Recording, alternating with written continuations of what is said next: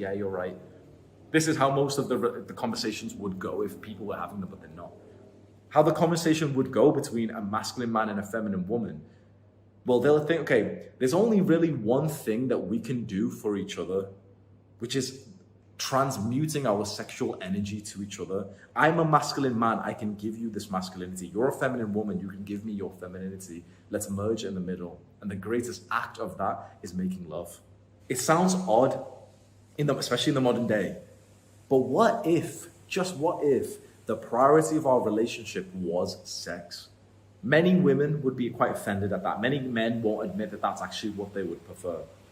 It's unfortunate that women have been brainwashed by feminism to sort of devalue their sex life. It's so strange. Feminism's told them to, be empowered and take off your clothes and post pictures on the internet and go get jobs and be masculine and don't be feminine. Don't be feminine. Even though the movement is called feminism. It's so fucking weird, right?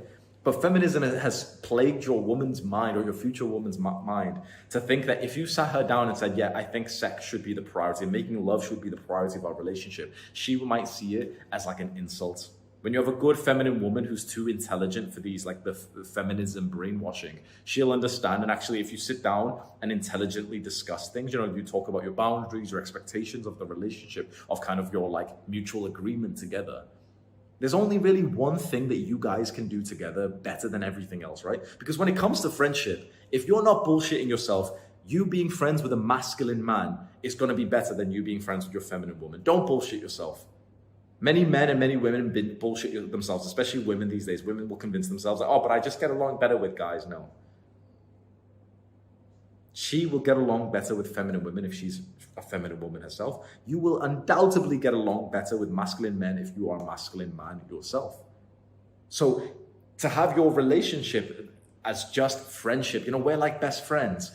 If anything, it's like all you're doing is choosing to have a worse friend than what you normally would have. Sure, you can giggle and laugh, but it's like as a masculine man, your friendship is not just catered towards like the giggles that you can have with your girlfriend, but rather it's like brotherhood that will get you to your goals and to your mission and that will develop your character.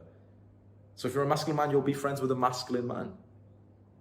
But in the modern world, like you're seen as like an evil person if you end up saying like, yeah, I don't really want to be friends with like my girlfriend.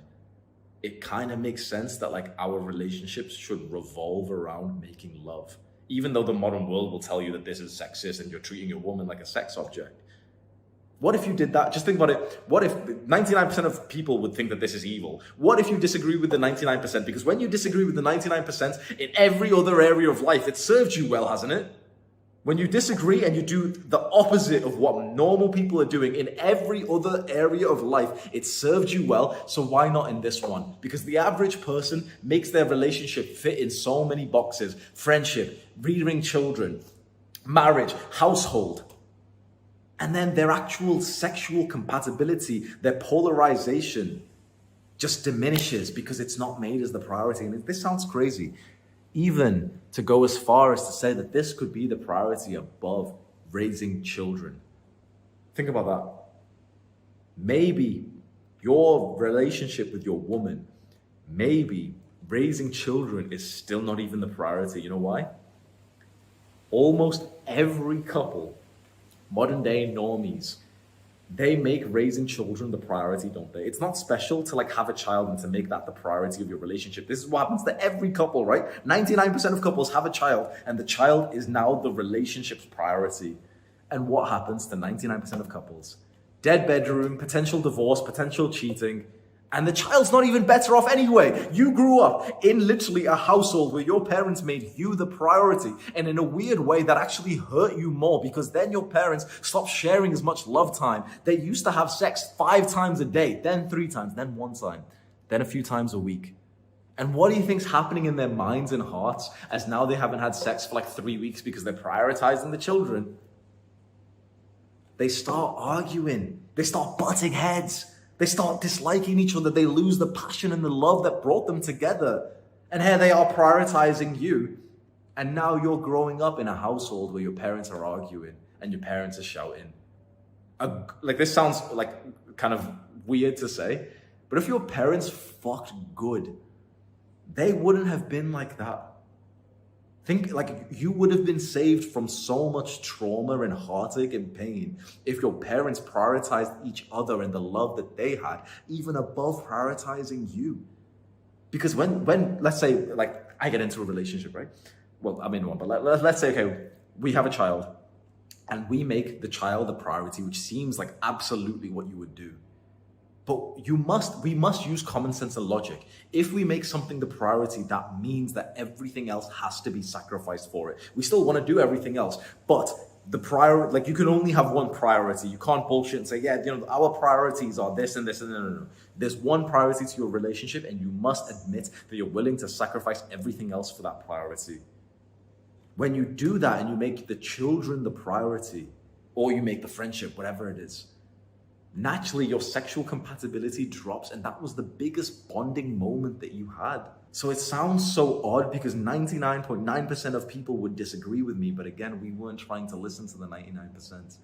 What if through your entire relationship, your spiritual and sexual compatibility to each other was the priority, even when you had children? Because let me break this down in a very like autistic scenario, right? Let's say you and your woman are just about to have sex and your child starts crying. There and then in that situation, what would be better? For you to continue having sex almost with like a smile on your face, thinking like, oh man, we've got to go, help little Timmy stop crying. Or for you to, both of you go like, oh, haha, like, we're parents, okay, it's your turn, haha. She goes and takes care of little Timmy whilst you go to the toilet and go look at a different woman on your phone and masturbate instead. What actually would have helped your entire household more? Even let's say specifically for little Timmy, like your baby, if you prioritize sex instead of running over to help him, like, when he was crying, not ideal situation at all. But imagine the energy and happiness you would have brought when you did pick up your little baby afterwards, when you and your woman have just bonded. And compare that to the energy and sort of, emotions your woman would have literally synced into your child, of another kind of feeling of being unloved, of her needs not being met. Because children pick up on this, this, right? If we have a little baby and we're anxious, the child will actually develop symptoms of anxiety as it grows up. Because, especially your own baby will co-regulate with you. It will like merge with your own heartbeat, with your own nervous system. So if you prioritize like the childcare over sex, you will transmit worse like emotions and history and story and trauma to your child. How crazy that's an extreme example. That's like, what we're saying is like, the biggest sort of thing in life is essentially passing on genes and having children. And I'm saying that literally still, it would make sense to make the priority of your relationship just making love.